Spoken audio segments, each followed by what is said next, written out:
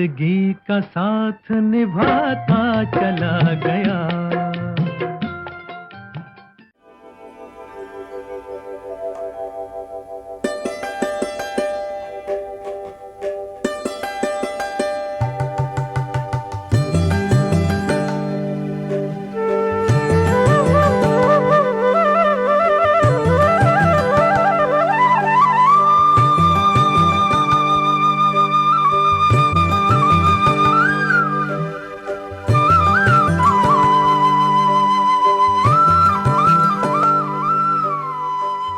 मैं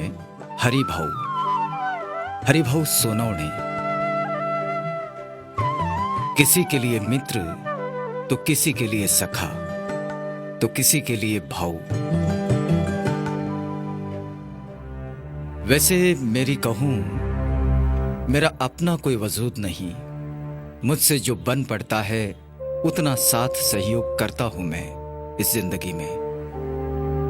सच कहूं, बाबा साहब डॉक्टर अंबेडकर का संघर्ष ना होता तो शायद हम कहीं के ना होते,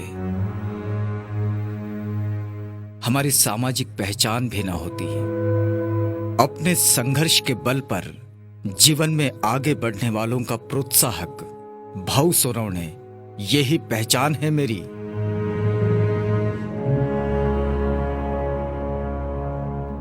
अभी तो मैं औरंगाबाद शहर में बसा हूं, लेकिन हमारा पुश्तैनी गांव औरंगाबाद जिले की गंगापुर तहसील में है। मेरा जन्म उस समय हुआ जब औरंगाबाद में हैदराबाद के निजाम की सल्तनत हुआ करती थी, और आज जैसे कोई विकास वाली स्थिति तब नहीं थी।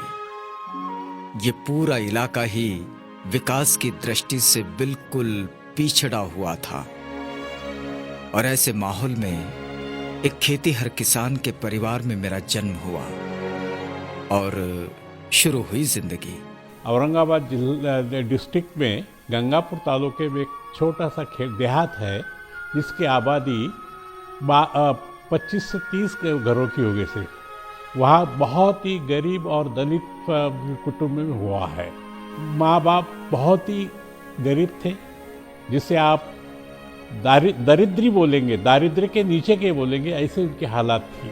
मेरे माँ बापों ने जब वहाँ गांव में कुछ मिलता नहीं था, खाने को नहीं मिलता था, तो औरंगाबाद सिटी में आए मेरे को लेके।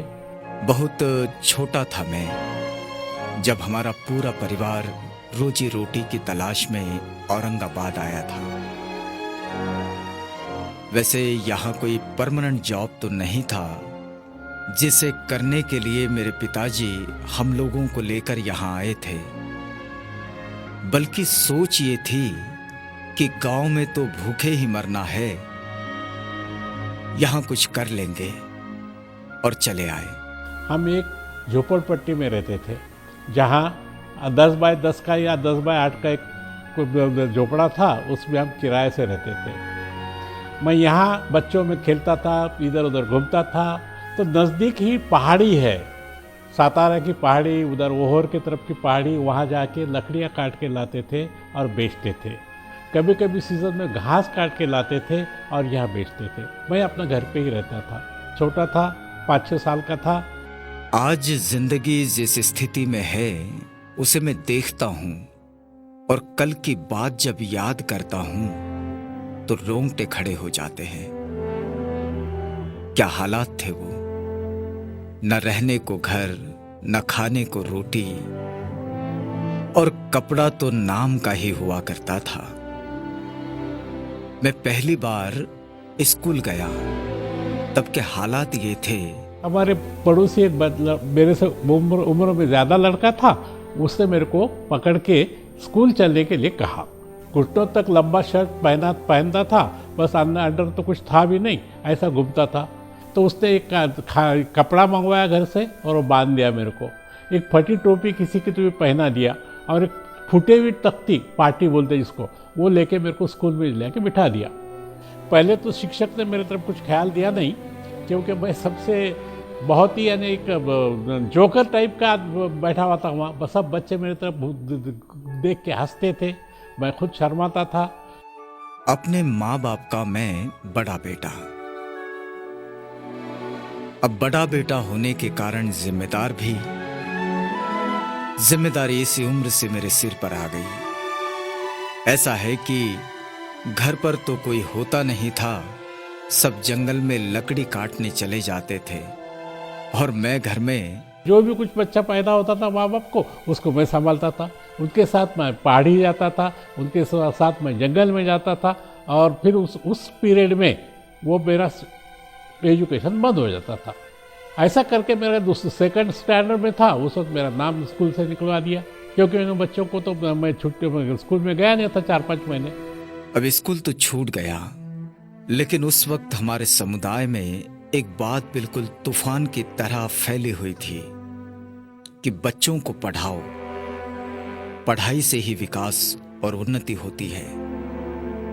और ये बात कही जाती थी बाबा साहब डॉक्टर अंबेडकर की जानिब से कि शिक्षा शेरनी का दूध है, जो कोई पिएगा गुर्राए बगैर नहीं रह सकता। ये बात मुझे तो समझ में आती थी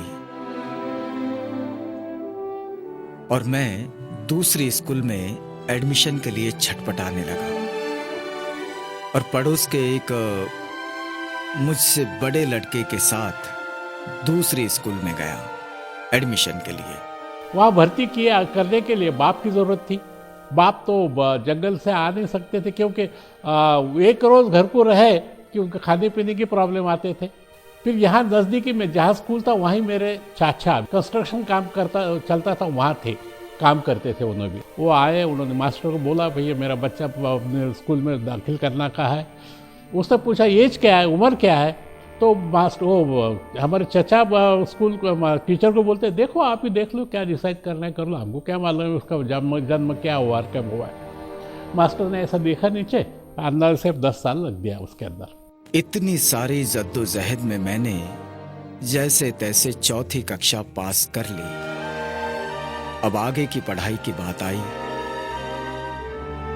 अब मन में पढ़ाई के प्रति आकर्षण और जिद भी पैदा हो गई थी और अब पढ़ाई से दूर रहना अच्छा नहीं था, क्योंकि माँ बाप के हालात और परिवार की स्थिति मेरे सामने थी। मैं अनुभव करने लगा कि बिन पढ़ाई सब सुन है। मैं आगे की पढ़ाई के लिए निकल पड़ा। 5th में मैं यहाँ एक बहुत ही मशहूर गवर्नमेंट स्कूल था, वहाँ एडमिट कर लिया। A, B, C, D ऐसे 3 क्लासेस रहते थे उसे, 5th A, 5th B ऐसा करके। तो मेरा शुरू में तो B में डाल दिया था। B में डालने के बाद कुछ रोज़ के बाद वो क्लास टीचर जो था वो बोला भाई जो देहात से आए बच्चे उनको सबको D में डालना है। तो हम बोले मैं तो देहात से आया नहीं, फिर भी बोले देहात से नहीं आए भी तो तुम्हारा स्कूल भी देहात के जैसा ही है। तो हमने बोला नहीं, हम जा नहीं सकते। क्यों भेज रहे हैं आप? तो बोले आप है तो एजुकेशन में कमज़ोर है, इंग्लिश आपको आता नहीं, गणित आपका पक्का नहीं। तो हमने बोला हमारा परीक्षा लो बोले। तो दूसरे बच्चे भी जो देहात से आए थे वो बोले हमारी परीक्षा लो, हम अगरचे परीक्षा में पास हुए आपके तो हमको हमारे क्लास में रहने दो। तो ठीक है बोला लेते हैं। हेड मास्टर आ गए, वो मोमेंट था, बहुत अच्छा आदमी था।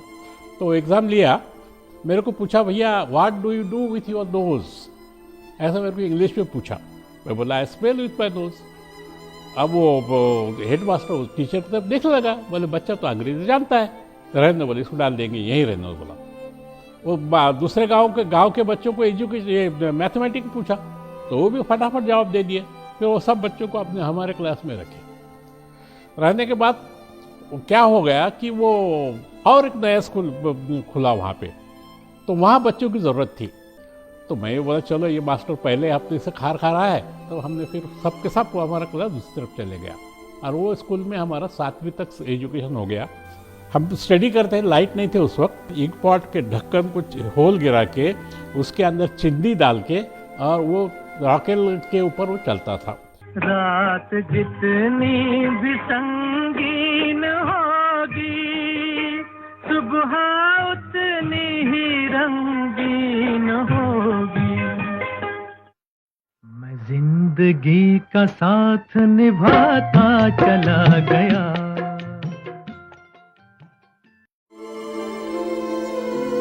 उस वक्त सोच ये थी कि परिवार में जितने हाथ हैं सब काम में लग जाए ताकि रोटी सुरक्षित की जा सके।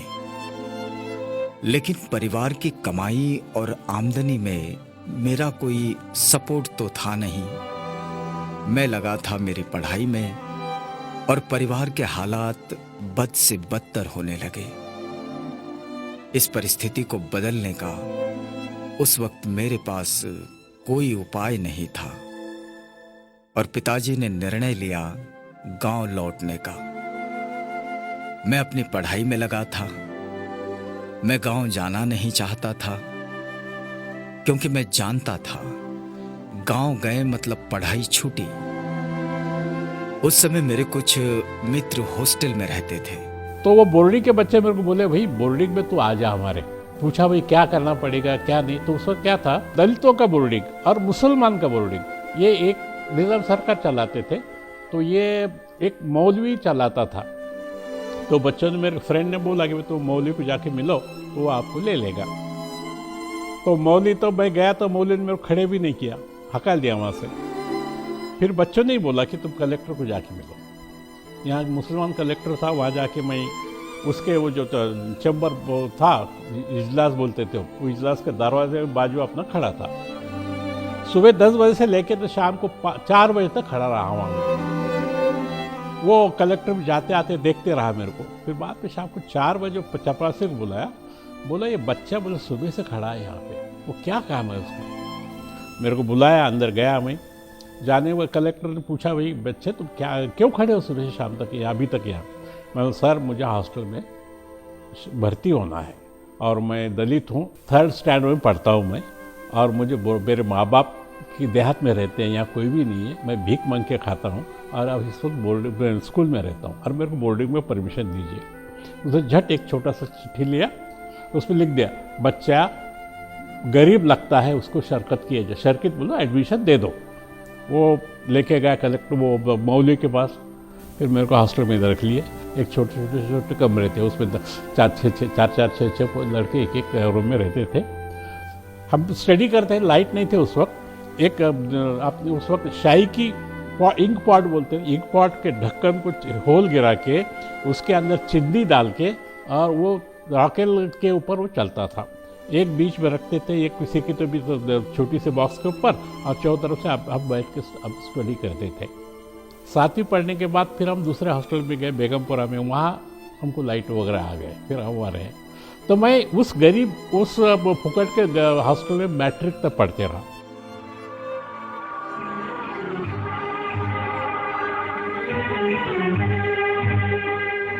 रात जितनी भी संगीन होगी, सुबह उतनी ही रंगीन होगी।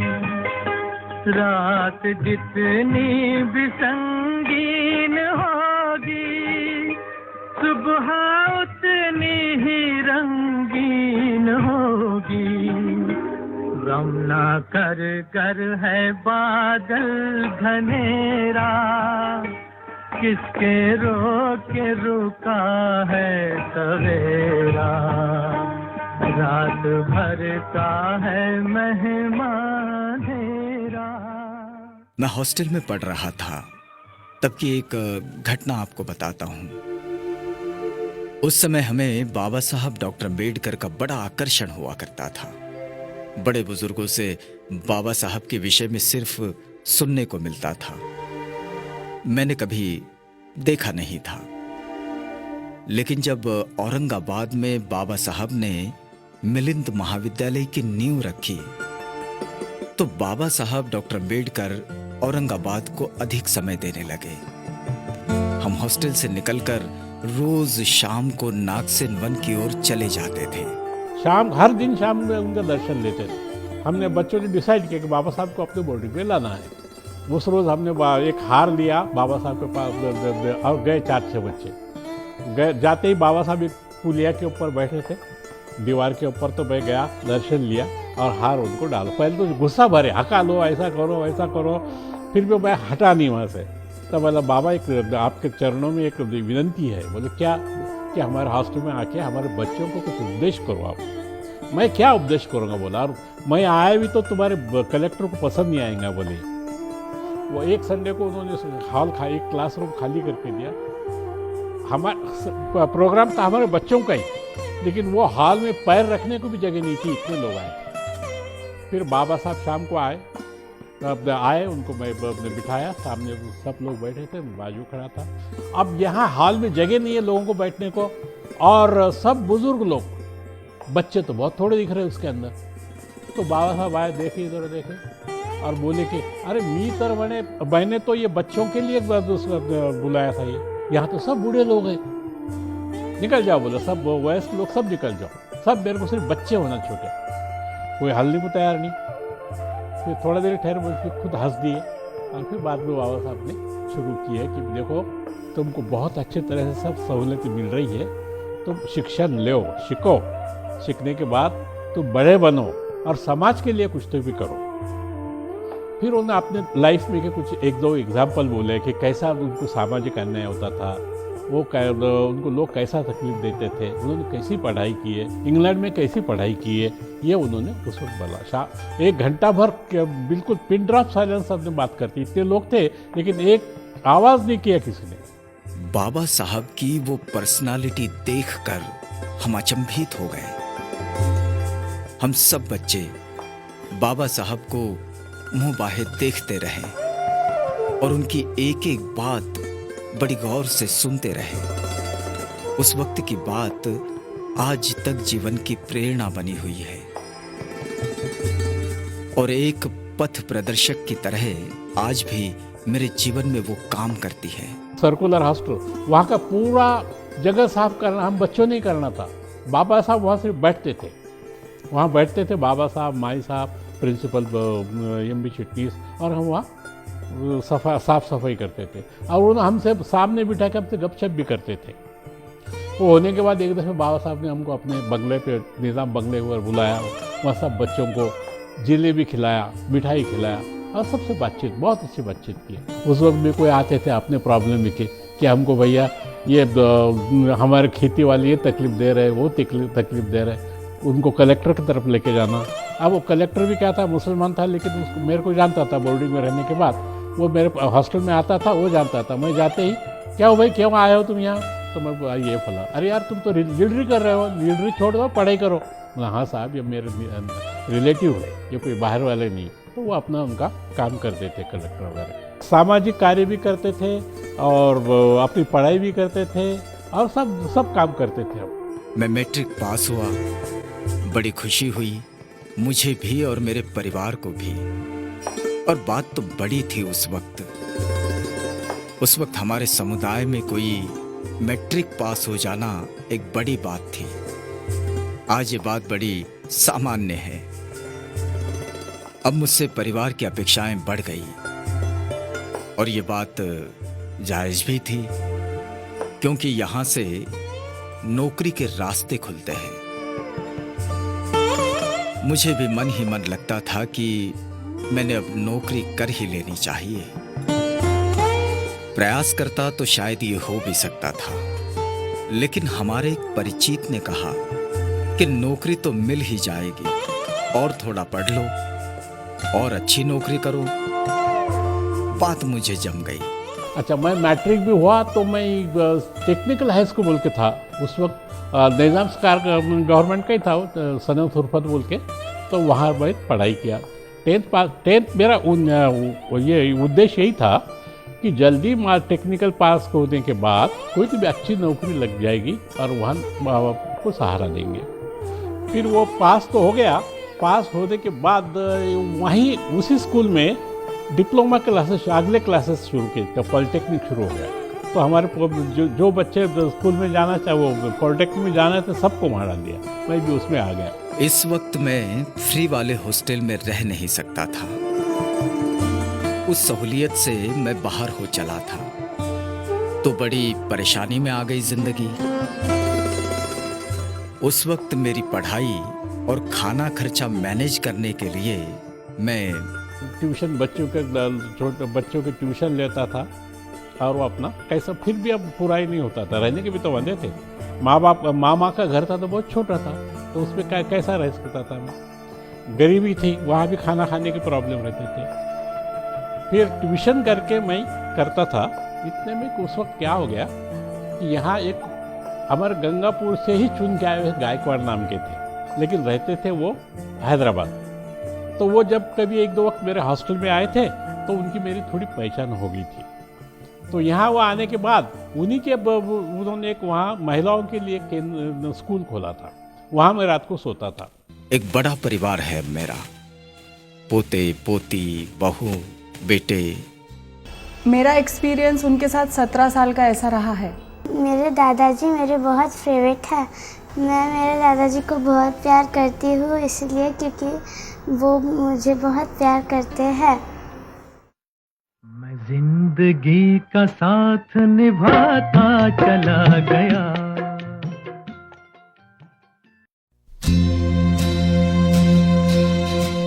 मेरा एक मानना है कि दिक्कत परेशानियां आती हैं तो साथ में रास्ते भी आते हैं उनसे बाहर निकलने के।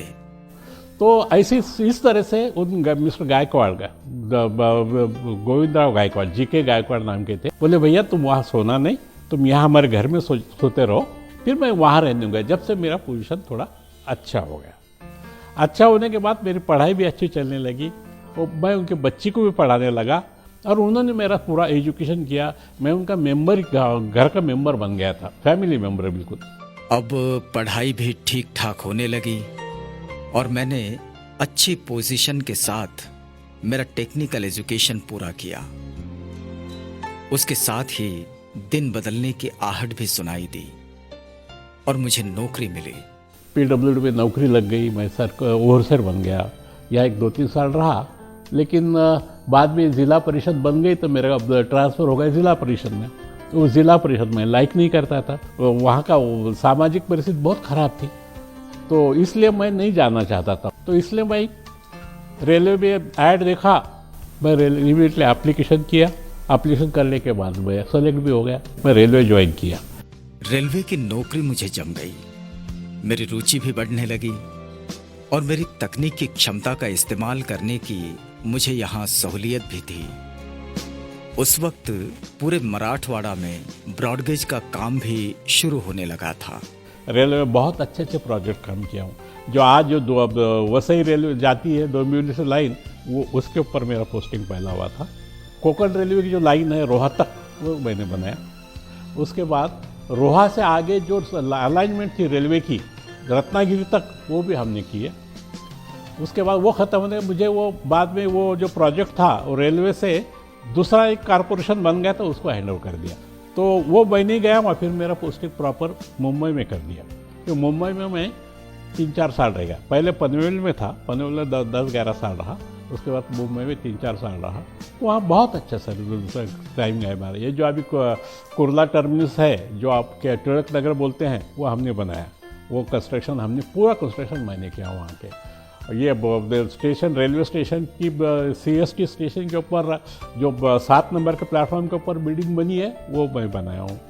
रेलवे के संग जिंदगी पटरी पर आ गई। अब पूरे परिवार का आर्थिक आधार मैं अकेला ही था। फिर भी मैं चिंता न करता, क्योंकि एक निश्चित वेतन तो मिलता ही था मुझे। अब माँ बाप तो वही गरीब थे। भले मैं महीने को उनको 5-50 रुपये भेजता था, लेकिन उससे उनकी क्या हालत सुधरने वाली थी। मेरे को उस वक्त पगार 235 रुपया था। तो वो भी आ गए। अब उनको सबको कपड़े करना, सबको कपड़े तो करना, खाने पीने का हालात, ये सब के लिए हम पैसे पूरते नहीं थे। फिर वहाँ मनमाड़ में हमारे एक दोस्त थे, उन्होंने हमको एक क्रेडिट से का सामान लेना शुरू कर दिया। उनसे हम उधारे से माल लेते थे, महीना भर वो वापरते थे, पगार हो गया उनको पैसे देते थे। ऐसा हमारा चलता था। अब नौकरी लग चुकी थी और मैं भी अपने आप को सेटल कर चुका था, तो शादी की बात चलने लगी। अब मेरे अपने परिवार का मतलब 2 परिवार। एक तो मेरे गांव का परिवार, जहां मेरे माता पिता भाई रहते, और दूसरा औरंगाबाद में गायकवाड़ साहब का परिवार, जिनके संग मैं पला बढ़ा और अपनी पढ़ाई पूरी की। ये हमारे गायकवाड़ साहब के पास मैं था अब वो उनका ही लड़का बोल के रहा, तो उन्होंने ही मेरे मैरिज के बारे में सोच के किया। लड़कियां उन्होंने देखा। फिर जो हमारे पास नासिक डिस्ट्रिक्ट में रनखान में बोल के एक फैमिली है, विंचूर लासलगांव के पास है। तो बहुत उस वक्त अपने हमारे समाज में बहुत ही श्रीमंत लोग थे, बहुत ही। तो उनके पास हमारे वो गायकवाड़ साहब की वजह से हमारा मैरिज डिसाइड हुआ।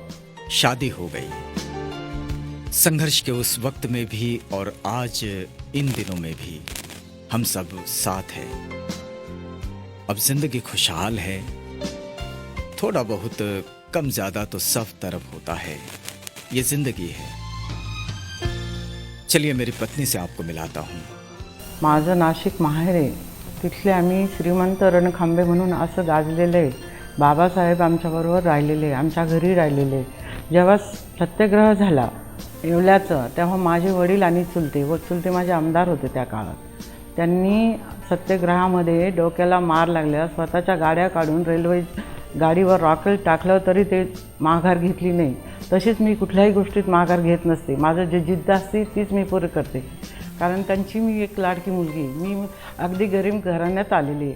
खेड्यावर नेल्यानंतर त्यांनी मला पाणीसुद्धा बाहेर बसून दिलेलं होतं, चहासुद्धा मला बाहेर बसून एका ताटात दिला होता। तेव्हा मी सासऱ्यांना बोलले की आपल्याला ह्या गावात राहायचं नाही, इथे असा दुधाभाव का करत आहे हे लोक। तर मग काही लोकांनी सांगितलं की इथं काही लोक असेच वागत आहे, म्हणून मी विहिरीवर पाणी भरायला गेले। जे बाबासाहेबांची जिद्द केली तीच मी करून दाखवली। त्या लोकांना मी एकच सांगितलं, तुम्ही माझ्या घरी येऊन खाऊन पिऊन कपडे घालून जाणार आहे, पण ही जिद्द मी पूर्ण करणार आहे। माझ्या सासूला माझ्यामुळे खूप त्रास झाला, तुझ्या सुनाने आमची विहीर पाठवली असे म्हणून त्यांनी मला खूप त्रास दिला। नवऱ्याने मला 2 महिने तिथेच ठेवलं, तरी मी जिद्दीला हरले नाही। शेवटी मी सगळं माहेरचे सासरचे लोक घेऊन, 3 नंदा आहे, 3 वीर भाई आहे, माझे मिस्टर आहे। त्याच्यानंतर मी मनमाडला गेल्यानंतर सगळ्यांना सुधरवलं, सगळ्यांचे शिक्षण पार पाडली। क्लास 3 में 15 साल काम किया, सर्विस के 15 साल क्लास 3 में, और 15 साल क्लास 2 क्लास 1 में काम किया। आजनी का जो बहुत बड़ा कंटेनर डेपो है वो हमने बनाया। यहाँ औरंगाबाद के पास दौलताबाद है, वहाँ एक डेपो है, वो हमने बनाया। मुलुंड में बहुत बड़ा डिपो है, वो भी हमने बनाया। धावा सेवा में भी एक डेपो वो बनाया। और ऐसा करके मैं 1994 में दिसंबर में रिटायर हो गया। एक बड़ा परिवार है मेरा, पोते पोती बहू बेटे।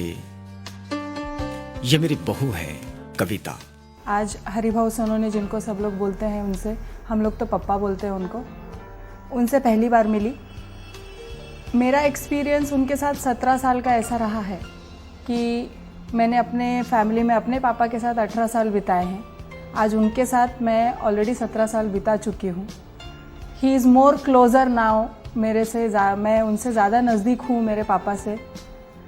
उनको एज अ पर्सन अगर बताते हैं हम, तो एक आइडल पर्सन हम जिसको बोलते हैं, जिन्होंने लाइफ में सबको एग्जाम्पल्स ही दिए हैं। अगर कोई भी जीवन चाहेगा तो उनके जैसा चाहेगा। उन्होंने कितने भी मुश्किल आए हैं, कैसा भी हो, रिलेशनशिप्स में हो, प्रोफेशनलिज्म में हो, बिजनेस में हो, एक परफेक्ट ह्यूमन बीइंग का जैसे व्यक्ति का एक रिएक्शन होना चाहिए, उनका रिएक्शन हरदम वैसा रहा है। संयम, जिसको हम पेशेंस बोलते हैं, या हेल्पिंग नेचर बोलिए, या किसी को समझने की एबिलिटी बोलिए, ये सब उनमें बहुत ज़्यादा है। तो हमारे लाइफ में तो वो हमारे लिए आइडल है। मेरे दादाजी मेरे बहुत फेवरेट है। मैं मेरे दादाजी को बहुत प्यार करती हूँ, इसलिए क्योंकि वो मुझे बहुत प्यार करते हैं। दादाजी मुझे बहुत सारे चॉकलेट्स लाते हैं जब वो घूमने जाते हैं। मम्मी डैडी डांटते हैं तो दादाजी मुझे बचाते हैं उनसे। रात को डर लगता है तो दादाजी के पास जाके सो जाती हूँ। मैं मेरे दादाजी को बहुत प्यार करता हूँ। वो मुझे हर चीज़ में सपोर्ट करते हैं। अगर मुझसे कोई गलती हो जाती है तो वो मुझे आसानी से माफ़ कर देते हैं। मैं उन्हें परेशान करता हूँ तभी भी वो मुझे कुछ नहीं कहते। मेरे दादाजी बेस्ट है। मेरे दादाजी वो मेरे बेस्ट फ्रेंड हैं। मैं उनके साथ ज़्यादा टाइम स्पेंड करती हूँ जितना मैं मेरे मम्मा और पापा के साथ नहीं करती हूँ। वो मेरे हर पढ़ाई में मदद करते हैं। सिविक्स जो रहता है मैं उन्हीं से समझा के लेती हूँ। वो मेरे बेस्ट फ्रेंड भी है और मेरे बेस्ट दादाजी भी है। वो मुझे बहुत इंस्पिरेशन देते हैं। वो बहुत काइंड है। अब रिटायरमेंट के बाद एक जिम्मेदारी मैंने महसूस की और वो थी बच्चों का सेटलमेंट। अब बच्चे हमारे ये थे कि वो सर्विस करना नहीं चाहते थे। बचपन से उनको पावर्टी, गरीबी क्या मालूम नहीं था। जो रहना है वो हिसाब से रहना था उनको, तो सर्विस तो नहीं करना है, फिर क्या करेंगे। फिर मेरे एक दोस्त ने मुझे सजेस्ट किया कि भाई देखो, तुम एक मिनरल वाटर का कारखाना लो यहाँ पे, तो उसके लिए गवर्नमेंट बैंक से लोन भी मिलेगा। तो हमने वो किया। चला नहीं हमारा। चला नहीं बोल तो क्या है कि हमारे पास मार्केटिंग नहीं होता था।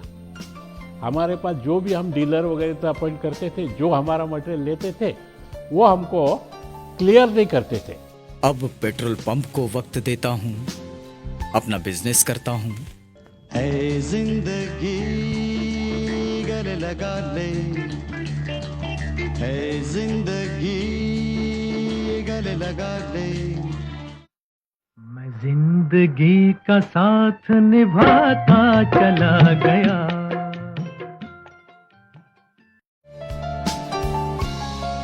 मिनरल वाटर का काम हमें रास नहीं आया। कोशिश हमने बहुत की, लेकिन कुछ जमा नहीं। फिर स्थिति ये बनी, पेट्रोल पंप का अलॉटमेंट औरंगाबाद के लिए होना था। मैंने वहां कोशिश की। 2005 में ऐड निकला था। 2005 में मैंने इंटरव्यू दिया।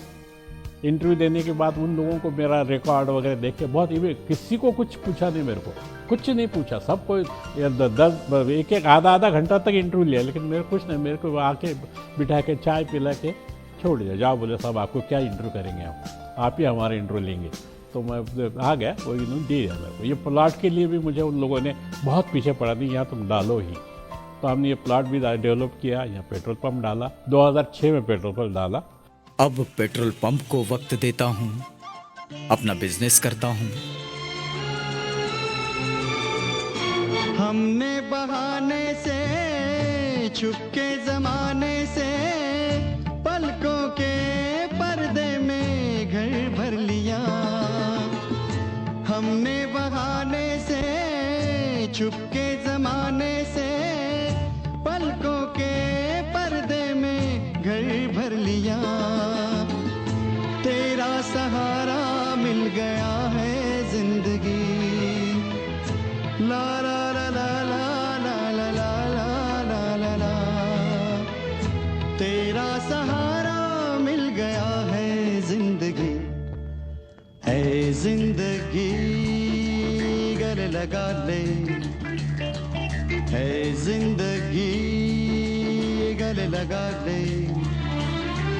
हमने भी तेरे हर एक गम को गले से लगाया है ना। है जिंदगी गले लगा ले, है जिंदगी। मैं यहाँ पे 8 साल से पेट्रोल पंप पे सर्विस कर रहा हूँ और 8 साल के सर्विस के अंदर हमें यहाँ पे कोई चीज़ की दिक्कत नहीं हुई और हमारे साहब ने हमें 8 साल के अंदर हमारे साथ बच्चे जैसा बर्ताव करा। और हमारे साहब ने कोई गलती भी हुई तो हमारे साहब हमें अंदर बुला के, ऑफिस में बुला के हमें प्यार से समझाते, कस्टमर से कैसे बर्ताव करना, कस्टमर को कैसी सर्विस देना। इसी तरह से हम यहाँ पे सर्विस करते हैं। हरिभाऊ सोनोने इनका गांव और हमारा गांव 1-2-3 किलोमीटर के अंतर पे है। वहाँ से हम ये जो कि जब हरिभाऊ आते थे, जब हम उनके साथ हॉस्टल में गए तो यहाँ स्कूल में पढ़ते वक्त उन्होंने हमको बहुत हेल्प किया और पिताजी के जैसा हमको ये करते थे, डांटते थे, बोलते थे स्टडी करो और बड़ा बनो, माँ बाप कैसे है, घर के तुम्हारी परिस्थिति कैसी है, ये ख्याल में रख के सब लोगों के साथ बर्ताव करो। और बाद में जब से हम 40-45 साल से हमारा दोस्ताना है, उनको हम गुरुजी समान मानते हैं। उनसे हमको बहुत प्रेम मिला। इतने उतार चढ़ाव में जिंदगी आगे बढ़ती रही। अब जिंदगी भी खुश है और मैं परिवार के साथ भी खुश हूँ। बच्चे भी अपने अपने बिजनेस में लगे हैं। अब ये चलने के बाद मेरे दोनों बच्चे, एक तो इवेंट मैनेजमेंट करता दीपक, तो वो इवेंट मैनेजमेंट करता था, उसका भी ठीक चल रहा था। नंबर 2 शगुन होटल शगुन वो खोला है उसने, या भी 2 सेट बहुत अच्छा चल रहा है हमारा। हरिभाऊ सोनवणे और मैं हॉस्टल में साथ साथ पढ़ते थे। मैं हॉस्टल में हमेशा मॉनिटर रहता था। उनका स्वभाव पहले से ऐसा है, सबको लेके चलना, तो हम भी बचपने से उनके साथ रहते थे। उनके संस्कार हमारे ऊपर बहुत अच्छे तरह से हो गए हैं। और मैं जब मॉनिटर हो तब उनका कभी कभी मैं खाना बंद करता था, उन्होंने वो प्लेट डाल के खामोश चले जाना, मगर कभी प्रतिकार किया नहीं। और अभी तक उन्होंने हमारे ऊपर इतने अच्छे संस्कार करे। अब हम 70-75 साल के होने के बाद में भी उनके साथ अभी तक दोस्ताना रह के वो हमारा इतना इज्जत करते। कभी भी घर में कुछ भी कार्यक्रम हुआ तो हमको आप अवश्य बुलाते हो। वो जब मैट्रिक को थे उस वक्त मैं चौथी पास जस्ट चौथी पास हुआ था। उनके मैट्रिक का नंबर मेरे टोपी पे दिया था लिख के उन्होंने। फिर दूसरे दिन उनका नंबर उस अजंता बोल के एक न्यूज़पेपर था उसमें आया। फिर हमने जाके बताया उनको। वो पास होने के बाद मैं भी चौथी पास हो गया था। उस वक्त फिर हम औरंगाबाद आ गए, उनके हॉस्टल में हम शरीक हो गए। वहाँ पर नाटक यानी ड्रामा किए जाते थे, कंपटीशन रहती थी ड्रामों की। उस वक्त हम उन्हों भी रहते थे हमारे ड्रामे में। उस वक्त हम साथ में ड्रामा करना, कंपटीशन, फर्स्ट आया उसको पारितोषिक देना। देहात के सब बच्चे जो आते थे औरंगाबाद ज़िले के, उस हॉस्टल में उन्होंने सबसे बड़े थे, उनकी सब देखभाल वही करते थे। और उनके निगाह में सब ये स्टडी करना, प्रार्थना, शाम की सुबह की, खाना पीना, त्यौहार, इसमें सब उनको ही देखभाल करना पड़ता था। वैसे साहित्य में रुचि तो मुझे बहुत है। मेरे हाथ में जब दया पवार साहब का बलूता ये आत्मचरित्र आया तो मैंने सोचा, तो उस वक्त मैंने सोचा कि ये किताब में जो लाइफ है दया पवार की, उससे अपनी लाइफ क्या क्या अलग है। तो फिर जब से मेरे को किताब लिखने का बहुत दिन से सोच रहा था। 1-2 जनों को बोला यहाँ आने के बाद, तो उनसे बोला मेरे को कुछ लिखना है, लेकिन लिखने को दिल नहीं बोल रहा है, क्योंकि मैं इंजीनियरिंग में था, पढ़ाई ये वांग्मय वगैरह तो कुछ नहीं जानता था। इसलिए वो क्या लिखूँगा, लैंग्वेज क्या रहेगी, उसका ये क्या रहेगा, तो कोई लोग एक्सेप्ट करेंगे कि नहीं किताब मेरा। तो उसने मेरे को एडवाइस किया, तुम लिखो, जैसा आता है तुमको लिखो, जो लिखना है लिखो, और क्या करना है आगे देखेंगे। तो मेरे को जैसा समझता था उतना लिखे, मेरी लाइफ पूरी उसमें लिख के डाला हूँ मैंने। और फिर उनको दिया। वो एक पब्लिशर जो अच्छा आदमी था, उसने भी देखा और उसने भी उसको थोड़ा बहुत कुछ सुधारना था, वो सुधारा, उसको पब्लिश कर दिया किताब। वो किताब बहुत लोगों को पसंद आया। वो मुझे बहुत जैसे फ़ोन आए, जिनके पास मैंने दिया नहीं था, उनसे भी फ़ोन आए कि तुम्हारी किताब बहुत अच्छा है, हमको भेजो। पब्लिश होते ही खानदेश से फ़ोन आया मेरे को कि उनके कॉलेज के लाइब्रेरी में चाहिए बोलते। अभी वो किताब को गवर्नमेंट लाइब्रेरी का भी अप्रूवल मिल रहा है, गवर्नमेंट ने परचेस किया है वो किताबें। मेरा मानना है कि जीवन में संभावनाएं बहुत हैं, हम कोशिश करें। सफलता का सूत्र है मेहनत और लगन। हम अपने कार्य के प्रति समर्पित हैं, ईमानदार है, तो फिर सफलताएं हमारे कदमों में हैं। अब तो इस वक्त ओल्ड एज की वजह से मैं कोई खास काम करता नहीं हूँ। इतना ही है, जो आते हैं लोग उनको मैं जो भी आते हैं, भैया ये बुद्ध मंदिर बनाना है, कहीं कुछ करना है, उनको मैं सपोर्ट करता हूँ। लोग मुझे जहाँ भी कोई प्रॉब्लम आता है कि इनका बौद्ध धर्म मंदिर बनाने का या कुछ करने का, कोई अच्छा धर्म का काम करने का, वो तो आते हैं, कुछ मदद मांगे। मेरे तरफ से जो मेरा जो सामाजिक कर्तव्य है, उस हिसाब से मैं उनको मदद करता हूँ।